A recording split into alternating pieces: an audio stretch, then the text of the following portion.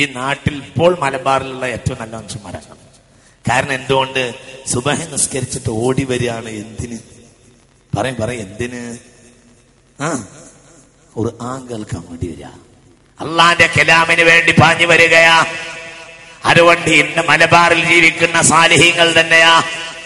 പക്ഷെ നമ്മുടെ അടുത്ത തലമുറയുടെ കാര്യം എന്താ? ഈ ബൈത്ത് കേൾപ്പിച്ചിട്ട് മനോഹരമായി എന്നെ കൊണ്ട് പാട്ട് പാടിപ്പിച്ചിരുന്നു എന്റെ വല്യമ്മ. എന്നിട്ട് വല്യമ്മ പൊട്ടി പൊട്ടി കരയുന്നത്, വല്യമ്മക്ക് സംസാരിക്കാൻ കഴിയാതെയാവുന്നത് ഞാൻ കണ്ടിട്ടുണ്ട്. എന്റെ അനുഭവം തഴവന്റെ ബൈത്തെടുത്ത വല്യമ്മാൻ ഓർമ്മ. വല്യമ്മ അങ്ങനെ കണ്ണു തുറക്കും, കണ്ണട ഇടക്കിടക്ക് കണ്ണടച്ചിട്ട് കണ്ണു തുറക്കും, എന്നെ കൊണ്ട് പാടിപ്പിക്കും. കേട്ടിരിക്കാൻ വേണ്ടി പണ്ഡിതനായ ഒരു ആലിമായ അമ്മാവൻ എനിക്കുണ്ടായിരുന്നു. അമ്മാവൻ ഒഴിവുള്ള ദിവസം വന്നിട്ട് അടുത്തിരിക്കും, എന്നെ കൊണ്ട് പാടിപ്പിക്കും, എന്നിട്ട് വ്യാഖ്യാനം പറയിപ്പിക്കും. ഞാൻ അബദ്ധം പറഞ്ഞാൽ അപ്പോ അമ്മാവൻ തിരുത്തും. വല്യമ്മ ഇരുന്നിട്ട് ഇങ്ങനെ കരയിച്ചു. ഇത് എന്റെ വല്യമ്മയുടെ മാത്രം കഥ പറയുകയല്ല, ഇങ്ങനെയുള്ള ആയിരക്കണക്കായ സാലിഹീങ്ങളാണ് ഈ സംസ്കാരം ഇവിടെ പടുത്തുയർത്തിയിട്ടുള്ളത്. നമ്മള് അല്ലേ, നിങ്ങളുമ്മ അല്ലേ? എങ്ങനെ പറഞ്ഞേക്ക്? നിങ്ങൾ പറയും സമദ് മൗലവിയെ, നിങ്ങൾ പറയും. എത്ര?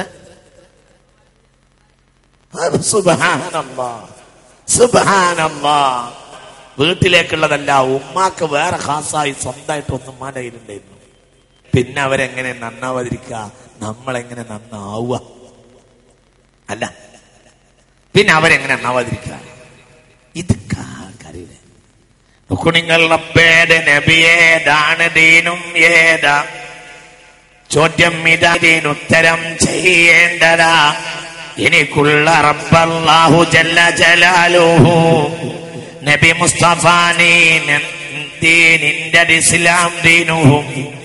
മറുപടി ഇതാ നൽകുന്നതെന്നാലെന്നും അതിരറ്റ സുഖമാ ജീവിതം പിന്നെന്നും. സ്വർഗത്തിലേക്കൊരു വാതിലപ്പോൾ തന്നെ തുറക്കടച്ചോനെ. ഇതൊക്കെ പാടിച്ചു കേട്ടിട്ട് എന്റെ വല്യമ്മ കരയണത് ഞാൻ കേട്ടിട്ടുണ്ട്. പഠിച്ചോനെ, ആ ഖബർ അങ്ങനെ ആക്കി കൊടുക്കണം.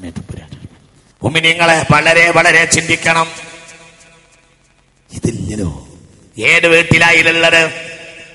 അതേത് കിതാബ്, കണക്ക് വ്യക്തമായി, പേജ് നമ്പർ, ഏത് കിതാബ് വളരെ കൃത്യമായി. വലിയ ഫഖീഹായിരുന്നു, വലിയ ആരിഫായിരുന്നു. കഴിഞ്ഞതിന്റെ രണ്ടാമത്തെ കൊല്ലം, കഴിഞ്ഞതിന്റെ മുകളിലെ കൊല്ലം ഈ മനുഷ്യന്റെ ഖബർ ഞാൻ പോയി കണ്ടു. അതാ വലിയ രസം, അതാ വലിയ രസം. ഖബറെന്നു കേട്ടാൽ തൽക്ഷണം ഞെട്ടേണ്ടടാ, കണ്ടാലുടൻ ഭാവിട്ടു നീ കരയേണ്ടടാ എന്ന് പറഞ്ഞ മനുഷ്യന്റെ ഖബർ ഞാൻ പോയി കണ്ടു. നിന്റെ ഖബർ നിങ്ങൾ കാണും. അല്ലാഹുവേ, നമ്മളൊക്കെ കാക്കണം തമ്പുരാനെ. മനുഷ്യരെ നിങ്ങൾ ചിന്തിക്കുന്നു.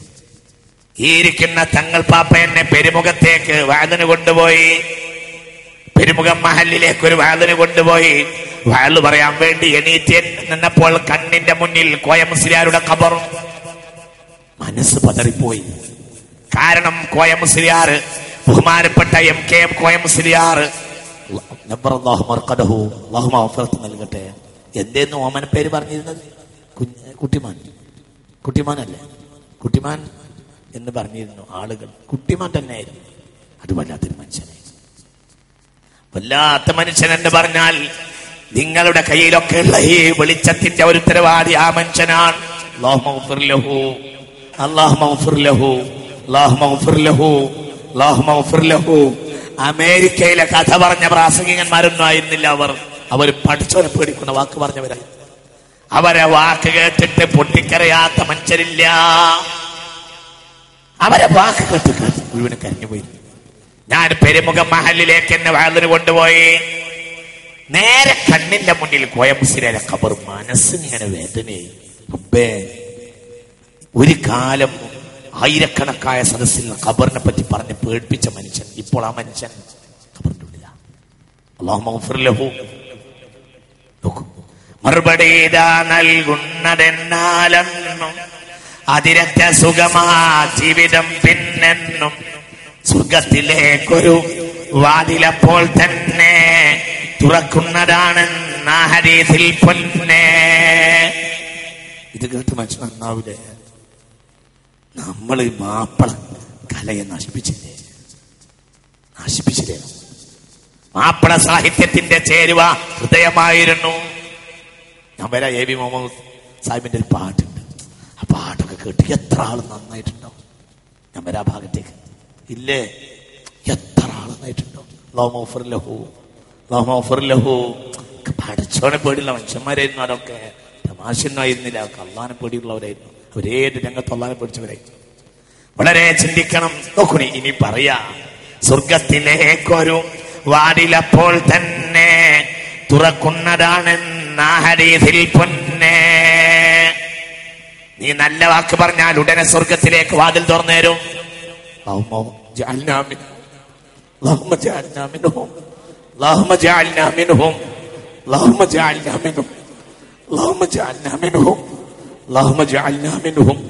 ഇനി നോക്കൂ അടുത്ത വാക്ക്.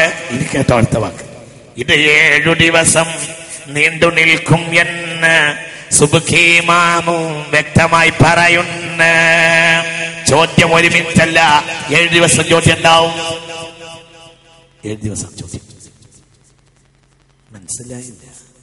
മൻ റബ്ബുക വമൻ നബിയുക എന്ന ചോദ്യത്തിന്റെ തുടക്ക ഭാഗം മാത്രമാണ് നമ്മളെ കേൾപ്പിച്ചിട്ടുള്ളത്. അത് മാത്രമൊന്നുമല്ല, ചോദ്യമുണ്ടാകും. ജീവിതമാസകലമുള്ള സകല കാര്യങ്ങളെയും ചോദ്യമുണ്ടാകും. ആ ചോദ്യത്തിന്റെ തുടക്കമാ പറഞ്ഞത്. അത് എത്ര ദിവസം ഉണ്ടാകും? 7 ദിവസം ഉണ്ടാവും. അതാണ് 3, 7 എന്ത് ചെയ്യും? തെളിയിൽ ചെല്ലും. ഫഅലമന്നഹു ലാ ഇലാഹ ഇല്ലല്ലാഹ് ലാ ഇലാഹ ഇല്ലല്ലാഹ് ലാ ഇലാഹ ഇല്ലല്ലാഹ് ലാ ഇലാഹ ഇല്ലല്ലാഹ്. അതൊക്കെ വലിച്ചെറിഞ്ഞു. എല്ലാ നന്മയും വലിച്ചെറിഞ്ഞു. ഒന്നിനും വിശ്വാസമല്ല. പറഞ്ഞല്ലോ. ഇതാരാ പറഞ്ഞത്? ഇതാരെങ്കിലും ആണോ പറഞ്ഞത്? ഇതാരാ പറഞ്ഞത്? ഇപ്പൊ ഇവിടെ പറഞ്ഞല്ലോ. ഇപ്പോൾ ഇവിടെ പറഞ്ഞല്ലോ. എന്ത്? ഇസ്ലാമിന് വിരുദ്ധരായ ആളുകൾ മുസ്ലിമീങ്ങളെ പേടിപ്പിച്ചപ്പോഴാണ് അബ്ദുല്ലാഹിൽ ഹദ്ദാദ് റളിയല്ലാഹു അൻഹു ഹദ്ദാദ് ഓടിക്കോളൂ എന്ന് ജനങ്ങളോട് പറഞ്ഞത്. അതോടുകൂടി ജനങ്ങൾ മുസ്ലിമീങ്ങളെ പേടിക്കാൻ തുടങ്ങി. കോളറ ഉണ്ടായപ്പോഴാണ് പരിഹാരമുണ്ടാക്കി തരണമെന്ന് പറഞ്ഞ് പൊന്നാനിയിൽ ചെന്നത്. അവിടുന്ന് മഖ്ദൂം മങ്കൂസ് മൗലൂദ് ഉണ്ടാക്കി. ഒഴിവാക്കി. ഇവിടുന്ന് ഹജ്ജിന് പോയ സയ്യിദ് അബ്ദുറഹ്മാൻ ബാഖർ ഫഖി പോലും അവസാനത്തെ ദിവസം പോലും എന്താണ് മങ്കൂസ് മൗലൂദ് ഓടിയിട്ടല്ലേ ഹജ്ജിന് പോയത്? അത് കണ്ടവരിന്നും കൊയിലാണ്ടിയിൽ ജീവിച്ചിരിപ്പുണ്ടല്ലോ. വളരെ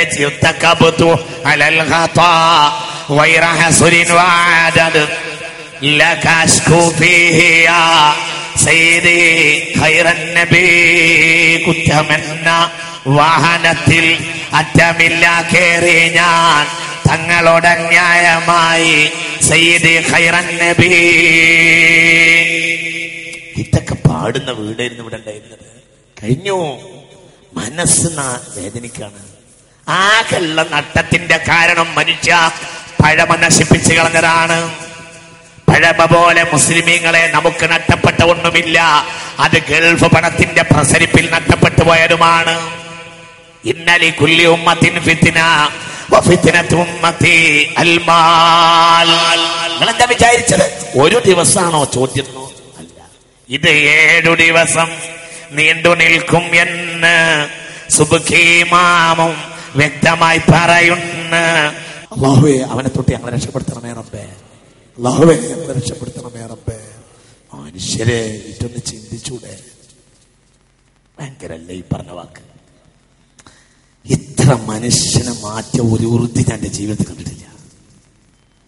നിനക്കുള്ള റബ്ബാരെന്ന് ചോദിക്കുന്നതാ ഇബ്ലീസുടൻ തന്നവിടെ വെളിവാകുന്നതാ. ഞാൻ എന്നു പറയാനും അവൻ ചൂണ്ടുന്നതാ. എന്നുള്ളതും സുഫിയാൻ അവർ പറയുന്നതാ. സുഫിയാൻ സൗരി റളിയല്ലാഹു അൻഹു പറഞ്ഞ വാക്ക് എടുത്തിട്ട് താഴെ രേഖപ്പെടുത്തുകയാണ്. അവിടെ ആ ഖബറിൽ ഇബ്ലീസ് ഹാജരാകും. അവൻ പറയും എന്റെ റബ്ബാരാന്ന് ചോദിച്ചാൽ അവൻ പറയും ഞാനെന്ന് പറഞ്ഞതാ. നോക്ക് നിനക്കുള്ള റബ്ബാ